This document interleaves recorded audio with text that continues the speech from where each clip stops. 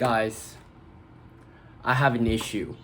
Welcome to day 37. Let's talk about that issue later. Okay, so today for strength, I did the push-ups because I didn't have volleyball practice. 50 push-ups. Actually, no, I didn't do 50. 30 push-ups. I did do the diamond and I did do the thingy, but I only done 30 today. I was very busy and a little bit tired, so I didn't do all 50, which I feel kind of bad about. Maybe I'll do 50 after recording this the other 20 after doing this video. But yeah, that's what I did for physicality. Now, something I was thinking about physicality wise was like, should I go on a cut, right? You know, summer's coming up. I never had a six-pack in my life. I'm a teenager right now. It shouldn't be that difficult because my build right now is already like decently skinny, as you can see from the video. So I think like I can just cut for a little bit, or like cut for quite a bit, and it doesn't have to be very extreme because like I said again, I'm a teenager right now. And then I want to get a six-pack. It will be cool if I can. But I'm also considering not doing that because yet again, I'm a teenager. I'm still growing. If I purposely cut for no reason, it might affect my growth. And like every time I grow is because like I grow wide and then I got pulled upwards by my height. So like I want to grow. I want to get a six-pack, but I also want to grow wide so I can grow tall. You know what I mean? So I'm at a dilemma here. Do I want to get a six-pack or do I want to grow tall? And I'm probably going to choose grow tall because it means I get to eat food for a lot. I got to eat a lot of food, but I don't know. It depends. Maybe I'll change my mind later, but it's a dilemma that I am having. For intelligence today, I wrote my second draft of my summer program pre-college thing. I think I'm one or two edits away from me being able to just ship it, but yeah, it's going okay. The key theme of what I wrote about is just like I don't know why I want to go to college. I don't really have a purpose. I do want to improve myself, and that's why I'm making this video series, right? I do want to improve myself, and I want to know how college is going to affect that. So that's what I'm writing for now. What I also done today was my AP Chem class. Today we covered not thermochemistry, I think thermochemistry. Unit 6. What is Unit 6? Unit 6 AP Chem. Yeah, thermochemistry. Thermochemistry to me is actually a little bit easier than the other ones. I think the math is easy, the concepts are easy. To me, it just makes sense. I still need to work on other subjects and stuff like that. For computer science, I'm just analyzing more MCQs. I feel like MCQs are really free points. Not really free points. I think they're easier to get points in than FRQ, because for FRQ, I mean like FRQ you can get a lot of free points, but like to get a max, to get like be really successful in FRQ takes a lot of work. Well, being really successful in MCQ doesn't. Well, not as much, right? So that's what I'm focusing on. For discipline today, I'm going to put all my clothes that like scattered around my room into the laundry bin, because you know that's not a good habit to have. I should always try and be disciplined. Do the things that I need to do, not the things I want to do. Alright. Now that I finished my discipline, my next topic is kind of related to discipline. I have a problem. And the problem is, I always get addicted to a new manga every time it's exam seasons or anime. It's one of the two. Like, um, like I remember in 10th grade, I think quarter 2 or quarter 3, I just started Cyberpunk Edge Runners, and then I finished it one day before the exam, and then during my religious studies exam, because I go to a Catholic school, right? I'm just like, damn, the ending. Oh my god, it's so sad. And then I need to go talk about because I think our class last year was about philosophy. I had to write a paragraph about philosophy. I'm like writing philosophy stuff. Oh yeah, Thomas Aquinas or whatever. Damn, Cyberpunk Edge Runners. Oh my god, it's so sad. So that was a bit rough, but I was able to get through it, right? And then I remember another exam. I was like, so what happened was I read Tokyo Ghoul, and then I was like, okay, I wonder what Tokyo Ghoul Re is like. So I started reading Tokyo Ghoul Re, and I realized, wait, exams are 1 week later. And I'm like, damn, I need to read all of Tokyo Ghoul before my exams. so yeah, I mean, I don't have to, but like, I get really invested.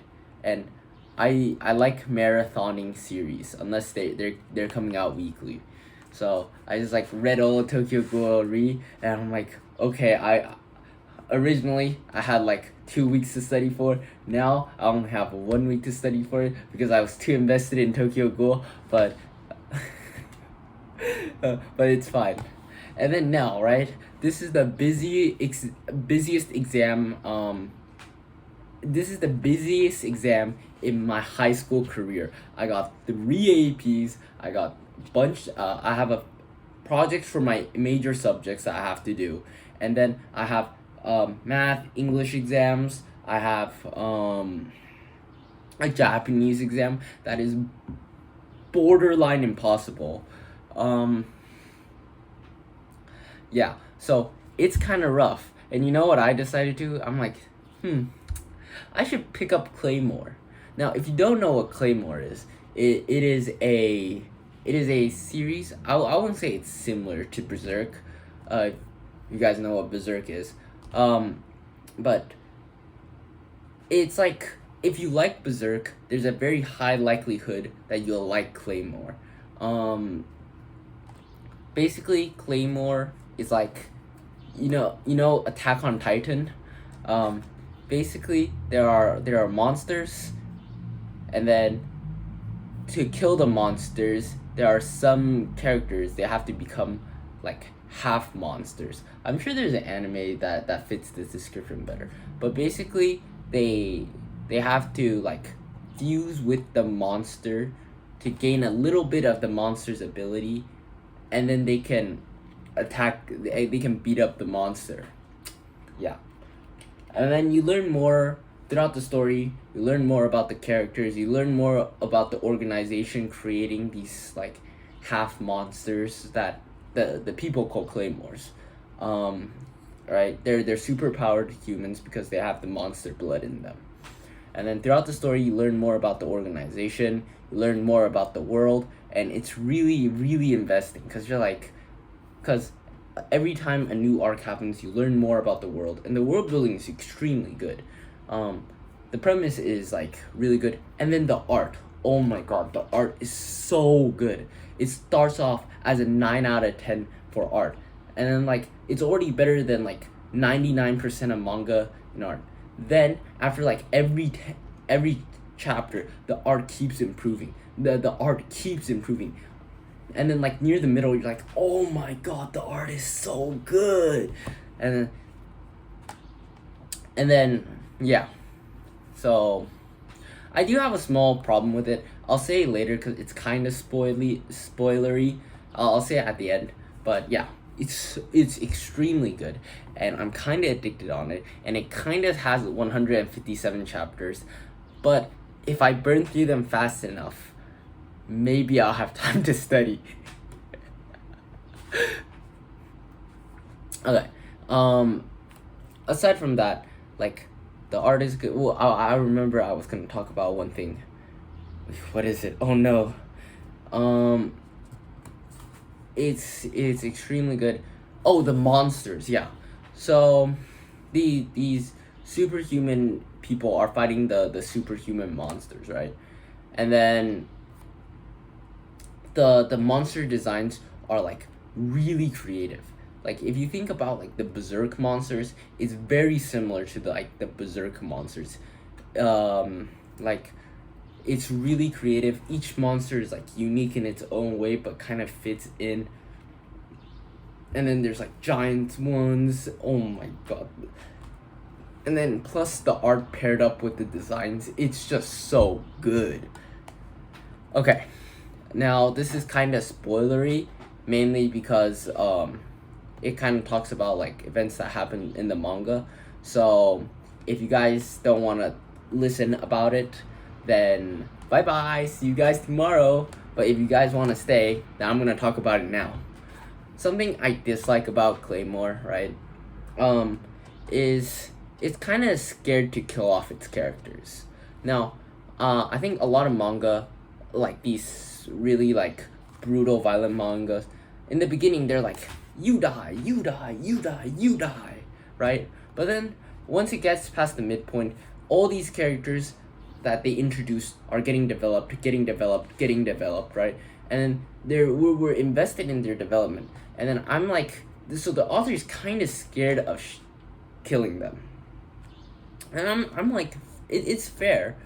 But then I feel like it loses an aspect of the story if the author is scared of killing off its characters once it gets past the beginning.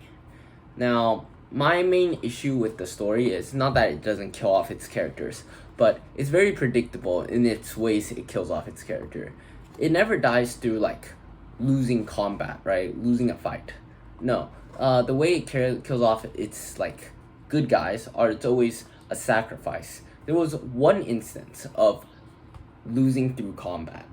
Now that one actually is a major spoiler, so I'm not gonna say what it is. It's not really a major spoiler, but I'm not gonna say what it is. One of the characters actually loses through combat. And I was like, that's good, because it gives you like it gives you the kind of like hurt feeling in your heart when a good character dies because of like combat, right? It's a fair fight. Well, I won't go too deep into it, but it kind of hurts you a little bit. Like, yeah, that's fair. Because when characters do like the self-sacrifice thing, obviously it hurts a lot, right? It hurts a lot. But like, it doesn't hurt in the way just straight up losing does. And then oftentimes when it kills off good guy characters, it's always through these like self-sacrifice or they turn evil, right? It's never they get killed off by the monsters because they're not skilled enough. So that's just something it's not dislike, it's just something I noticed and would like to see. At least for me, it would have made the story better if the author was willing to kill off some of the characters through just the characters not being skilled enough or this characters not being strong enough. Anyways, that's it for today's rant. Hopefully I don't get to I finish this manga and get addicted to another one. Anyways, bye bye.